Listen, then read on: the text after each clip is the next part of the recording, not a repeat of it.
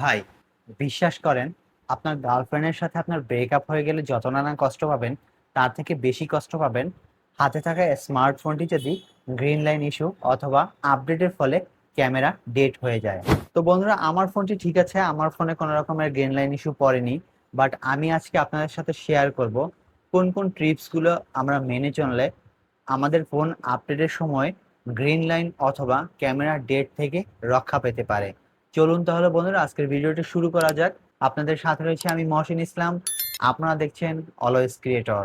বন্ধুরা, কি কি প্রবলেমের কারণে আপডেটের সময় আমাদের স্মার্টফোনে গ্রিন লাইন ডিসপ্লে অথবা ক্যামেরা ডেট হতে পারে?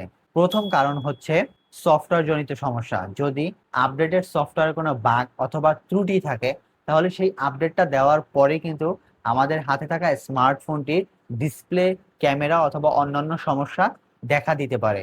টুকটাক প্রবলেম থাকলে কিন্তু পরবর্তী আপডেটে দেখবেন সেই সমস্যাগুলো কিন্তু কোম্পানি ফিক্স করে ফেলে। যদি ক্যামেরা নষ্ট হয়ে যায় অথবা ডিসপ্লে নষ্ট হয়ে যায়, তখন কি করবেন? তখন তো আমাদের শখের স্মার্টফোনটির ডিসপ্লে অথবা ক্যামেরা চেঞ্জ করা ছাড়া উপায় নেই।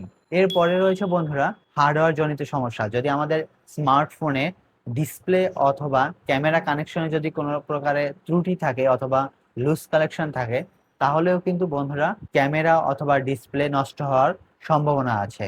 এরপর রয়েছে বন্ধুরা আপডেটের সময় যদি স্মার্টফোন অতিরিক্ত পরিমাণের হিট জেনারেট করে, তাহলেও কিন্তু ডিসপ্লে অথবা ক্যামেরা বা আদার্স কোনো সমস্যা কিন্তু হতে পারে। তো বন্ধুরা, এ থেকে আমরা কিভাবে মুক্তি পেতে পারি? বন্ধুরা, এই টিপসগুলো 100% কাজ না করলেও কিন্তু 70 থেকে 80% কিন্তু এই টিপসগুলো যদি আপনি মেনে চলেন, তাহলে আপডেটের সময় বেঁচে যেতে পারে আপনার হাতে থাকা শখের স্মার্টফোনটি। সর্বপ্রথমেই নাম্বার ওয়ান, আপডেটের পূর্বে আপনাকে অবশ্যই আপনার স্মার্টফোনটি 70 থেকে 80% চার্জ ফুল করে নেবেন।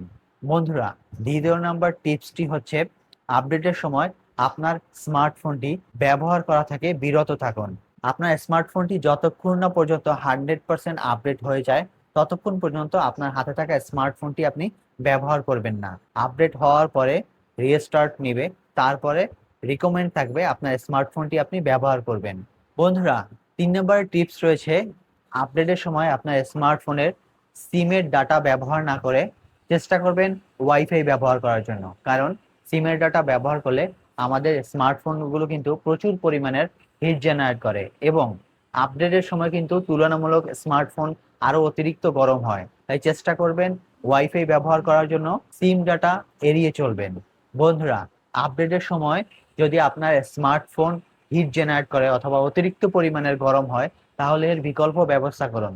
দরকার হলে আপনি ফ্যানের নিচে মোবাইলটি রাখুন অথবা কিছুক্ষণ পর পর আপনার স্মার্টফোনটি আপনি ফ্রিজে রেখেও ঠান্ডা করতে পারেন। সেক্ষেত্রে দেখা যায় অতিরিক্ত হিট জেনারেট করলে আপনার ডিসপ্লে ডেট থেকে আপনার স্মার্টফোনটি আপনি রক্ষা করতে পারবেন। বন্ধুরা, সর্বশেষ টিপসটি হচ্ছে আপনার স্মার্টফোনটি আপডেট দেওয়ার পূর্বে ফেসবুকের কিছু গ্রুপ রয়েছে, সেখানে একটু খোঁজ খবর রাখুন।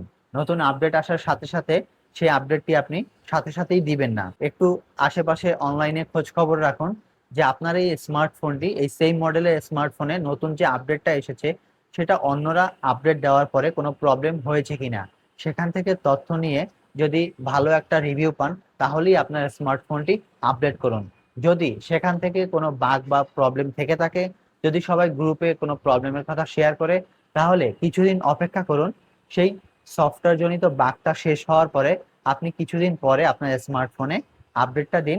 তাহলে অনেক ক্ষেত্রে আপডেটের প্রবলেমগুলো থেকে আপনার শখের স্মার্টফোনটি আপনি রক্ষা করতে পারবেন। তো বন্ধুরা, এই ছিল আজকের ভিডিও। আশা করছি ভিডিওটি ভালো লেগেছে। যদি ভিডিওটি ভালো লাগে, অবশ্যই ভিডিওতে একটি লাইক দিয়ে দেবেন, কমেন্ট করে জানাতে পারেন আপনার সকল মতামত। বন্ধুরা, এরকমের টিপস অ্যান্ড ট্রিক্স, সেই সাথে সাথে গ্যাজেট রিভিউ আমার এই ইউটিউব চ্যানেল এবং ফেসবুক পেজে আমি আপলোড করে থাকি। তাই ভিডিওগুলো মিস করতে না চাইলে আমার ইউটিউব চ্যানেল এবং ফেসবুক পেজটি সাবস্ক্রাইব এবং ফলো করে দিবেন। দেখা হবে নতুন কোনো ভিডিওতে, ভিন্ন কোনো পর্ব নিয়ে। ততদিন পর্যন্ত ভালো থাকুন, সুস্থ থাকুন। আল্লাহ হাফেজ।